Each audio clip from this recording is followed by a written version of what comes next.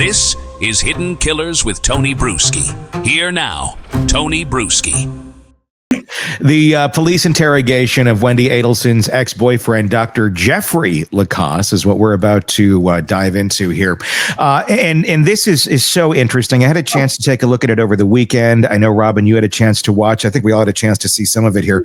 And this is from way back, I believe, 2012, 13, 14, somewhere around there. This is shortly after the actual arrest and the charges against Sigfrido Garcia, Catherine McBonna, and I'm not sure if Charlie was arrested at this point in time or not. But it was very telling, because what he's able to reveal in this interrogation is far more than what we're actually seeing in court. And I think it gives us more data points, more information about who this family is as a whole. And what begins as suspicion on him quickly flips as Lacasse unloads disturbing details about Wendi, her brother, the entire Adelson family, from Wendi saying life would be convenient if Dan wasn't around, to Charlie breaking about money schemes and even saying he wanted Dan dead. There is a lot in here, and we're going to work our way through it. Let's start out with this. When detectives had pressed Lacasse on what he knew about the Adelsons, he recalled one conversation that really did haunt him a lot. He says Wendi confided that her brother Charlie had actually legitimately explored the idea of hiring someone to kill Dan. And I know we heard him say this on the stand the other day, but here's the very fresh way it came out the first time he was asked about it, answering not in a joking way, but in a very chillingly serious way. This is Lacasse explaining that disclosure. Does it have to be useful here? Let's not put it vague. Let's go with what you know specifically. Wendi had reported to me that Charlie had considered all the options possible to take care of this problem.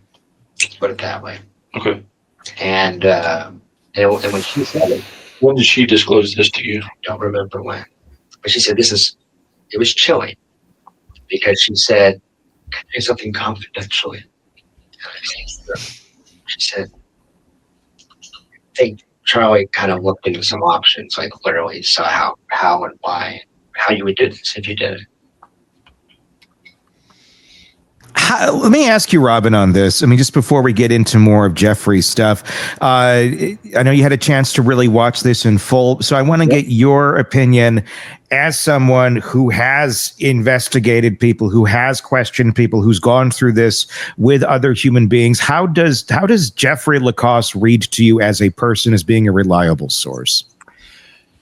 It's a great question, because there's multiple layers with him. And first of all, I will say he's extremely credible in the content he's providing, in definitely in the area of leads, thoughts, and ideas for investigators to follow, because if you just watch throughout the video, by the way, I think he would make just he himself a great Bravo series of Life with the Adelsons. I mean, I was, because I'm sorry to digress, Tony, but you sent me the clips to watch, right? Yeah. And I couldn't just watch the clips. I literally watched it from beginning to end. I couldn't put the damn thing down, because he is just such a fascinating character.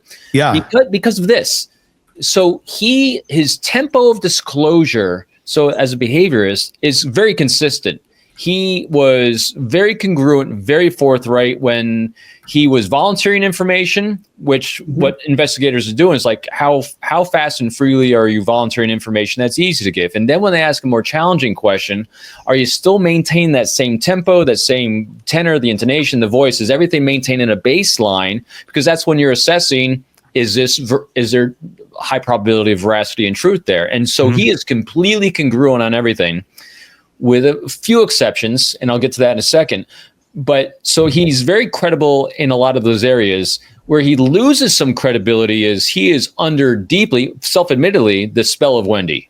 Hardcore. So you don't know quite whether he's saying things when he's trying to defend her, whether it's out of objectivity, or because he even said it, a 1% chance of getting back together with her. So that actually kind of hits his credibility a little bit, but at the same time, though, he's aware of it. So it was a really fascinating read.